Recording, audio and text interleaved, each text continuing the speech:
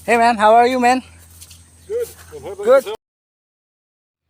Hello mga bes, panibagong araw nga na naman at ngayong araw ay magluluto tayo ng itlog para sa agahan natin dahil may trabaho na naman kaming gagawin ngayong araw at pasensya na nga kayo dahil ako lang may saang nag-aaramid ng video na ito. Ang hirap pala mag-vlog. At ito nga, nagbabadya na naman ng panahon, hindi na naman napintas, parbaring hindi na magtudaw at maaramid namin yung gagawin namin ngayong araw. Inasigan ko si Uncle Draw dahil nagpuputod siya ng guma na panali daw sa kanyang bunang dahil nagalis daw ito na pangputod ng kanyang kawayan. At siya nga pala, siya yung magmamay-ari ng aming gagawing kulungan ng baboy na puputulin namin mamaya. At ito nga, binalikan ko yung itlog. Nako, muntikan ng naksot at iba na yung nagpiprito at ito, natapos na yung itlog, binigyan ko na ng hotdog. Ang amo ko yung ag-video lang ang narigat, pati pala yung mag-voice over o nanakit day. Oren namang mangyari, anusang ko na. Kasto siguro talaga tiyag vlog noon una, mababayin ka lang. Sige, sala-sala pa. Nata, nagbagtikan. Dati naluto dati hotdogan mabalin dati ni saruno kon to kinasi na nga tuyon. Kasti nga talaga ti Ilocano basta no nabang na imas kunada. Dohaan ka nga mamati damagam ti pugaw. At nung naluto na yung hotdog, itlog, ayun may siupaw at hamburger pa na tinda nung rabi ay. At yan may kagat-kagat ko na dahil natanggal nga yung wisdom tooth ko yan. Kung makita nyo lumlumtag pa yung pingping ko. Ang hirap kumain. Pero kailangan dapat may karga ang buksid dahil nagtutumar tayo ng antibiotic at yung pangtanggal ng infection. At nung nalpas nga akong nangan, dali-dali na akong nagrubuat para maaga kaming matapos doon sa aming gagawin dahil ito na nga naman nagbabadya na naman ang panahon. At sana nga hindi umulan para matapos kagad at ito nga paalis na kami dito sa aming bahay. At kinuha na nga ni Idol yung buta na galing pang sa abroad. Tinakas ko yan pauwi dito sa Pilipinas dahil alam kong kailangan yan dito. Kaysa naman bibili pa ako, alam nyo naman, mindset ba? Mindset. Dito na nga papunta na nga kami at medyo lubak-lubak yung kalsada rito. Natalteg nga ko nati pugaw. Amuyo ba nga dati nga kalsada nga pagpag na almikit ka aramid lang daytoy. Datoy ka dati nga kataltalunan ay gagawin daw nilang parang tan house. Medyo matagal-tagal din kasi yung bakasyon ko, halos 100 days. Matagal-tagal na naman akong mababakante rito kaya minsan hinahanap ng katawan ko yung magtrabaho.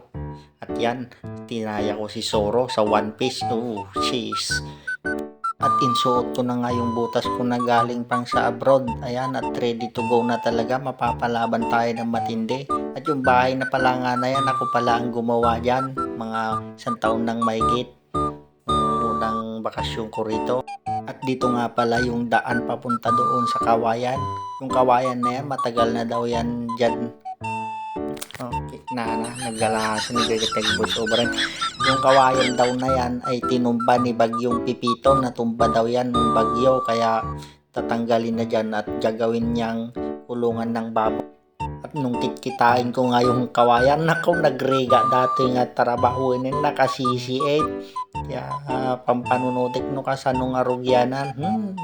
Unak mitin basta tagbatag-bate maibusto latatasit na no dim nga rugyanan na wanti malpas iso nga nagparami da nga sigod ite adi kasi ni dakakawakawayan na kasi ni nga pakawan nga pagigamiti siya bahala na niya dapat nakita ngayon yung nga merindain ni dabdama iso daitan mangrugya ka makita yun nung sa tagbatag-batin da may isang asima na yung kasta sige tagbat dali dapat taga video kon kasta mlay tagbatag-batin madalo santo latta ko na ngarad tanyaki dain madi kay man mamatayin tagbatag-batin nakambal ka pa iti sigarilyo ko nam nanog pakalayan ka doldog dapat ulit tabo umaw pangit ka mo lang.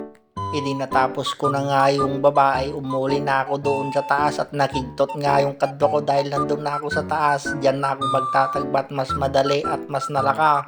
At nung nakari na nga ako ng bisay, nagpagatang ako ng merinda at yan, Cobra ang merinda ko. Cobra Energy Drink, pampatibay ng lakas at sana naman, yan. At nung nalpas nga kaming nagmerienda, badali-dali ka kung bumalik doon sa taas para magtagbat ng sihit. Ay, sayang din kasi yung 500 isang araw na ibabayad sa'yo, di ba? Trabaho din yan, tapatin mo na. Madali lang nga yung trabahong ganito sa akin dahil dito ako din makil sa probinsya. Alam ko lahat ng trabaho at nung magtatanghali na nga ay napag-desisyon na naming umuwi dahil marami-rami naman na yung natapos namin at babalik na lang kami bukas. Nga akong nakita ng Amerikano dito, titis Hey man, how are you, man? Nasusuro ko sa abroad na English. Good. I'm good. My hand is dirty. It's okay. I have dirty hands sometimes too. Yeah. Where you from? Canada, Canada. Where in Canada? British Columbia, British Columbia. Oh, Vancouver. north North. of Vancouver. Hello. Hey, how you doing? Good. Again. Ano na? Ang kami pa yung mga aldaw. May bus English ko to.